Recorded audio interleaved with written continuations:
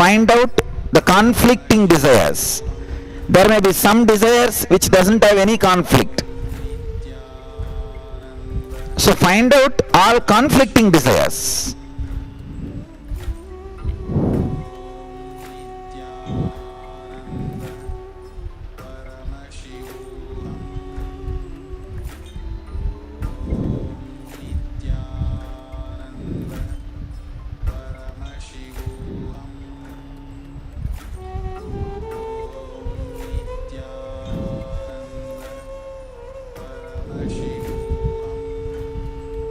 Share with your partner so that your partner can verify you identified all the conflicting desires. First, the right side group start talking.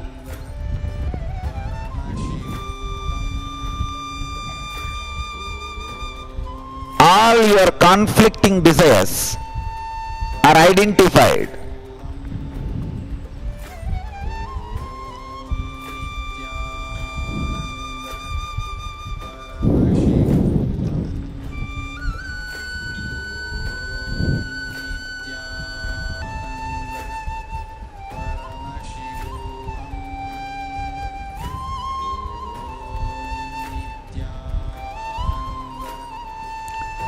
Clearly read out everything so that your partner can point all the conflicting desires, even which you are not able to identify.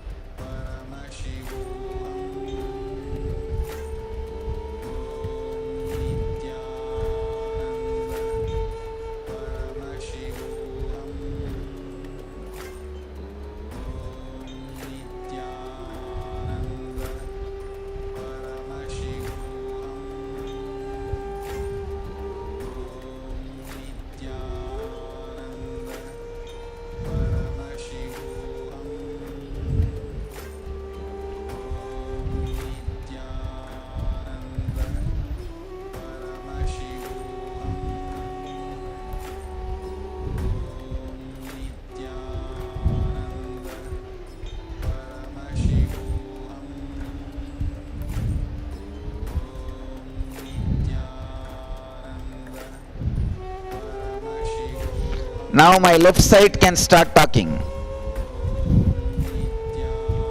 If the right side has completed, left side start.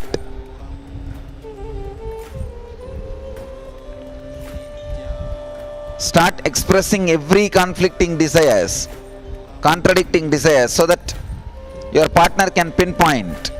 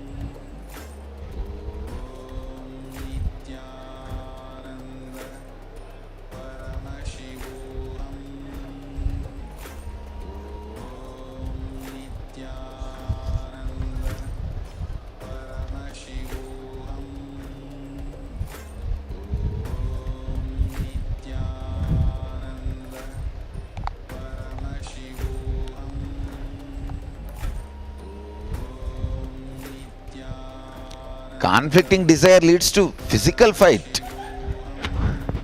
Conflict cannot be that strong. Oh God.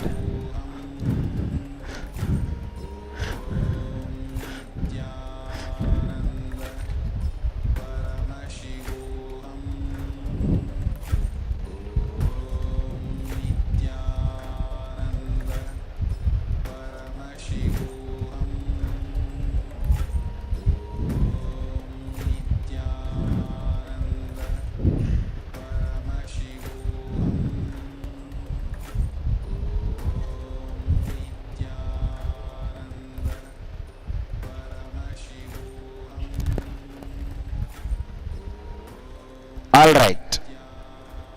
Come on, let's enter into the next step of the process. Any of you can share the real discovery you had now when you try to dig out your conflicting desires? You don't need to come here, you can share there itself. Yes. Pranam Swamiji. So my conflicting desire is to grow in the company, have more salary, have more material comforts, and at the same time there is a desire to also become an ashramite, be a sannyasi. I think it is not self-conflicting. It is not self-contradicting. Okay. Of course, in a way, if you count the bank balance in your account, it is self-conflicting. He says that one side he has a desire for high salary and all that, the other side he has a deep desire to become ashramite. He's suffering with this conflict. Come on. Anybody else? Any other self-conflicting, contradicting desires?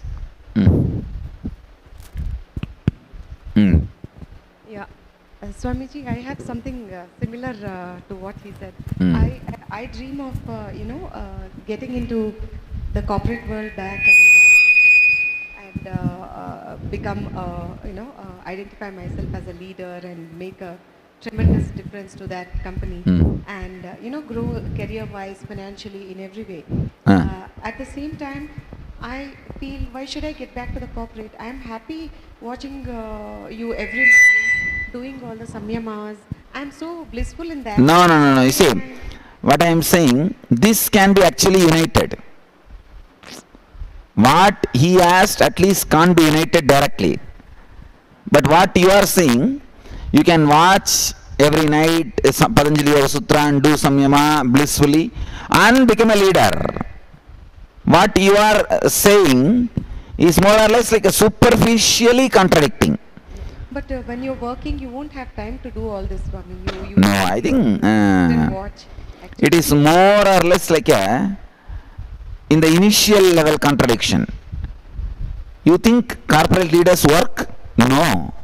They golf and make money. You see, if you work and make money, you are a servant in corporate circle. If you golf and make money, you are a corporate leader. So I think little more you need to know the philosophy of corporates. Nothing else. Come on. I have one conflict. Inside me, I am very clear. My goal is enlightenment. But at implementation level, I have some conflict. I'm an entrepreneur. I have to spend. I'm responsible for the shareholders and all of my employees. See, I have a very big confusion. What do you guys mean by conflict between the enlightenment and your entrepreneurship? You think the enlightenment is something separate and completely you need to turn somewhere and there will be some huge hill you have to climb on that and sit, then suddenly something happens to your brain and you become enlightened, and it is just some inner space that is no way conflicting to any of the corporate or entrepreneurship you do. See, I am running a huge company, non-profit finally end of the day, that is different. How many people you feed per month? Tell me. Yeah, I have 30 employees. 30 30 employees. And family. I have 3,000. Per month, 3,000 people are dependent on me. Don't you understand? I am talking about all numbers put together. All our paid staff, all our unpaid staff, all our volunteers, and all our ashramites, and all the losers. which is thinking that they are supporting my mission and creating lot of conflict and problems. So all these put together, 3,000 people per month I have to support. You understand? So you are supporting only 30. I am supporting 3,000. See, some 2,000 people create the Sangha and the other 1,000 are just here to create disturbance. But I have to support all 3,000. So, no way the goal of enlightenment, having enlightenment, progressing towards enlightenment can be in conflict with any of your corporate affairs. Swamiji, my conflict is more at implementation. I also believe that, or at least I strongly feel I have to work for the mission, at least with as much time as possible. I can say, very less time. You see, please understand, if you are creating a corporate company and serving the society, that I can say it is equivalent to my mission. Even if you come inside the ashram, what will I tell you? See my rishis. I am telling them, no, create the wealth, no problem. Side by side, the remaining little time, listen to my ideas and I'll create the right mental setup. That's all. For example, if you come tomorrow and become a rishi in the ashram, day after tomorrow I'll tell you, please run the company, same company, that's all. I may add Nitya or Ananda in the name of the company, that's all, somewhere in one corner. I won't even ask the ownership. I won't even ask you the proprietorship. I'll tell you, no, you run. I am telling you, creating wealth, honestly, is direct social service. Don't worry, you saying that, oh, I am getting paid, how can this be social service? There are so many thieves, robbers, burglars, grabbing, stealing the wealth from society. When you are not doing any of that, and if you are honestly creating wealth, you are doing social service. I am defining social service, please understand. If you are honestly creating, contributing and creating wealth, you are social worker. You are doing my mission. Don't worry about becoming ashramite or anything else. Don't need to have conflict. You are already my ashramite. If you are creating honestly wealth by contributing to society, so you don't need to worry about that at all. Even if you become ashramite, you understand. Day after tomorrow, I'll tell you to do the same thing. See, all my rishis who became rishis, I asked them, what is the profession you are best at? Carry on that. You understand? Only the unmarried brahmacharis who came in, for them I choose department and train and all that. But for the rishis, I tell them to choose. Come on, pick up something for profit. For profit is not crime.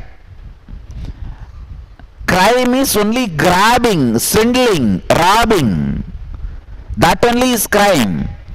Honestly working and creating, contributing is social service. What else you think? What else you think is a social service? So you don't need to have conflict at all. I am defining social service. Please understand. If you are an honest doctor, making lot of money by treating patients, you are doing social service. If you are an honest lawyer, very difficult, I know, but I am saying, honestly working, doing your service and making money, you are doing social service. You are an honest entrepreneur, making lot of money by contributing, creating, you are doing social service. What else you want? A social service. And it has nothing, no conflict with enlightenment. Be very clear. Enlightenment is nothing but a certain mental setup which is completely ironed out, which does not shrink or become wrinkled even during worst happenings of your life. Please understand. This is the definition. Enlightenment is nothing but a mental setup, ironed mental setup, which does not become wrinkled or shrinking even during worst incidents of your life. That's all. Nothing else. Relax from the different ideas you have about enlightenment. Oh, enlightenment means I think I will have long hair like Swamiji. No, people do have all these crazy ideas, and they have many crazy ideas. I will have two horns. No, even I am not having. I have only one horn. That's a mic. So, relax from all these self-contradicting ideas. So now I am defining enlightenment. Enlightenment is nothing but having complete ironed mental setup which does not wrinkle or shrink even during the worst incidents of your life. That's all.